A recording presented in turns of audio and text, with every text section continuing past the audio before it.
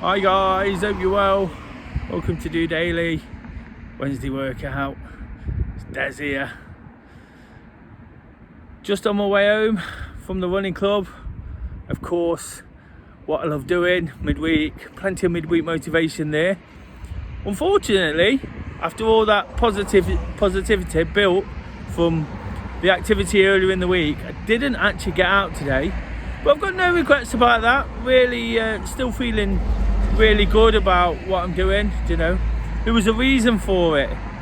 Earlier today, I was interviewed by BBC Television to be on the regional news this evening to talk about a planned charity event that I'm hosting through DOrunning.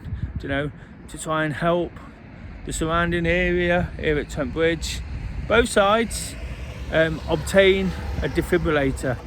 Locally, in the news this weekend, 17-year-old lad lost his life playing football through a cardiac arrest.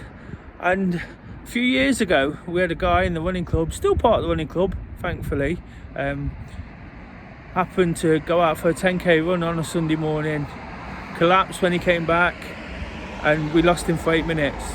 Really scary for those in attendance. Really frightening experience for himself, of course. And ever since that, I've really wanted to do something about it. Really wanted to make sure we use it to create a little bit of a legacy. To create something special through DOrunning. We look to create charity events, fundraise, and do whatever we can to support many local charities. But for this one, for one of our own, I wanted to do something that little bit extra special. It was a little bit put off by COVID and everything that got thrown at us over the last few years, so it's been a little bit delayed.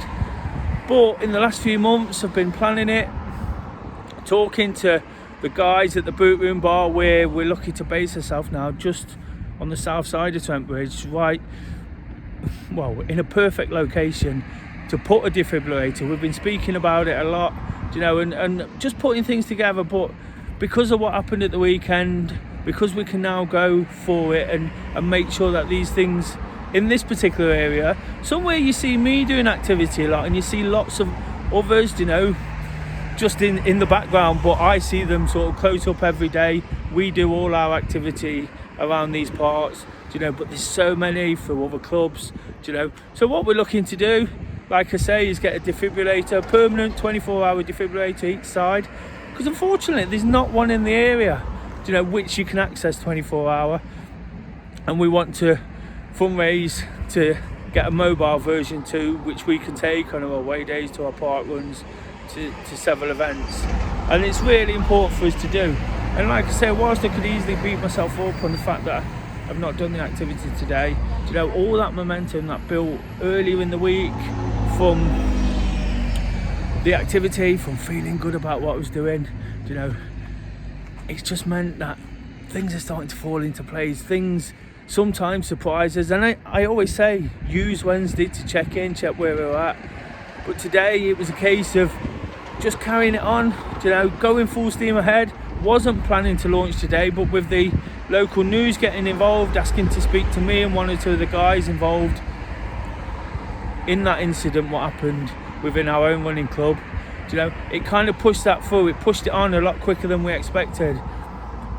Quite daunting thought it could have been if I wasn't in the right place, but feeling fantastic about what I'm doing. I just went ahead, did it. It created a busy day, a busy afternoon, a busy evening, all round. The guys from the running club were in the filming for the news article, so it was a great team feel as well. Everybody doing their little bit to really help out. And what I'm going to do for a bit of midweek motivation is to show you exactly what we're all about at DOrunning, what I'm all about, what I'm trying to create. Whilst it's not just me, of course, I sort of lead this project. It's my baby. It's something I've been doing for a long time now. We get put in reality for very little rewards individually, but as a team, as DOrunning, we've achieved some great things. During the lockdown, we managed to raise money for the NHS. We we collected plenty of items for the homeless, for people who really needed it, you know, particularly when it was tough to do this kind of raising. We found ways to be unique, to be different, you know, to keep going and also keep getting in that activity. I'm always encouraging and promoting sort of the benefits and the well-being side of activity and getting involved, you know. And DOdaily itself was born out of the fact that I had to do something that little bit different, so that's all we're trying to do again. We're trying to create a really nice fundraising event which people can get involved in, they can support, you know, they can really sort of take on board and feel like they're doing something great. And I just wanted to pass that message on. So what I'm going to do for the rest of today's video is just show you that clip from the news this evening, what we're looking to do, how we can do it, you know, and what DOrunning is all about. Really, really positive stuff. Great midweek motivation. And like I say, for me personally, it's creative busyness. When I always say it's time to sort of take a bit of time out for self, I'll make sure I do that tomorrow. Today's just been a real hectic one where I'm doing the things I love, trying to make a difference, trying to do something really, really positive on the back of my own positivity. So check the video out. If you like the whole video, please give it a like, share, subscribe, all the usual things. As I keep saying, feeling really good when I can really get stuck into this, and hopefully the money starts rolling in. We've got to raise a good couple of £1,000. Any surplus will go to the CIC and the British Art Foundation, so that'll be good too. You know, everybody kind of wins from this situation, and that's what I'm talking about all the time, isn't it? Trying to find a positive from all the adversity that happens around us, because it's there all the time. Unfortunately, we're never going to change that, but if we approach it and attack it in the right way, we can really make a difference. For now, guys, just doing it.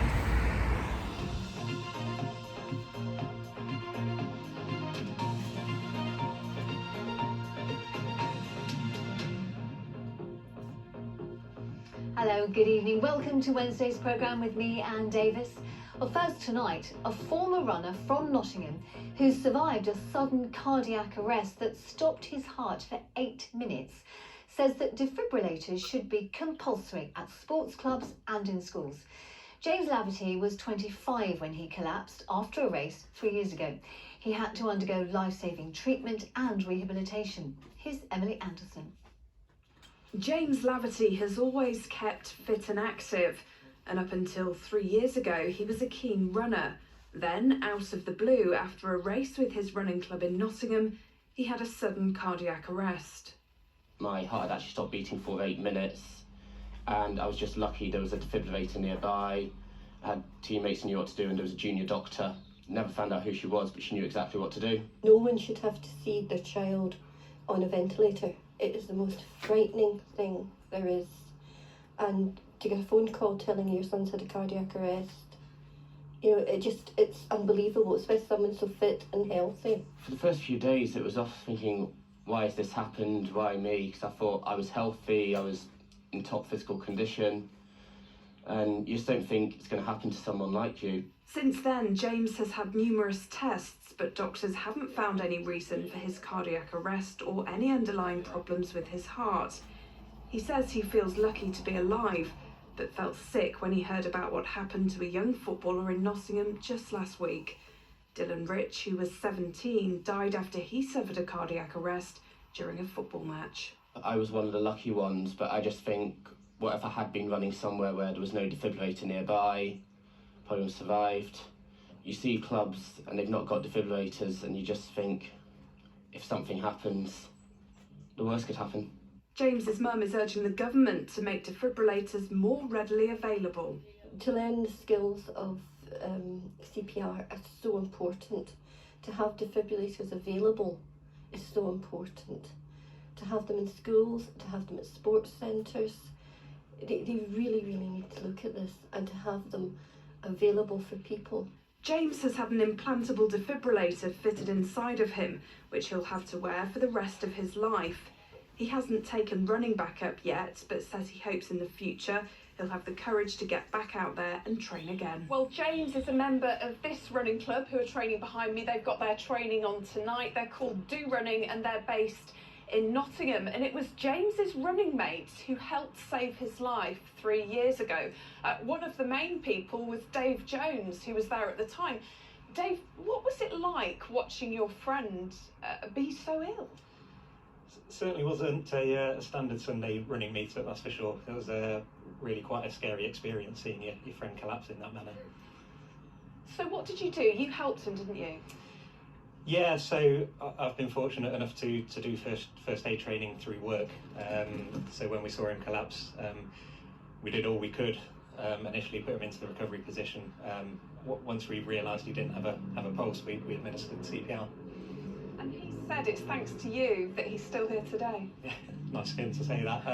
I think, yeah, we just did enough to keep him going until the ambulance turned up, which was thankfully quite quick. Thankfully you thought quickly. The founder of the running club is Des Oldham, who's just over here. Des, thanks for joining us. You've told me today that you're starting a fundraising campaign to get a defibrillator for the club, aren't you? Tell me about that. Yeah, since what happened to James, we think it's really important that we have one in place. Locally, there's not that many that we can access 24 hours a day. We run at all different times and use it when we can, so it's really important for us to do. And of course, the recent news, Christian Eriksen in the summer and then the local chap over the weekend, it's really hit home how much we need it now. Really important for places like you to get those defibrillators that can be used as and when they're needed. Absolutely. What we're looking to do through the fundraiser is raise enough for a defibrillator on each side of the river, but also a mobile defibrillator for the running club to take on away days and things like that. Well, let's hope that you reach that fundraising target. Good luck with that. I know you've got to raise quite a few £1,000s. Des, thank you for joining us. So that fundraising campaign has started. And I must just mention, one of the runners here tonight, Dave, is running the London Marathon next year to raise money for the British Heart Foundation. So good luck to him.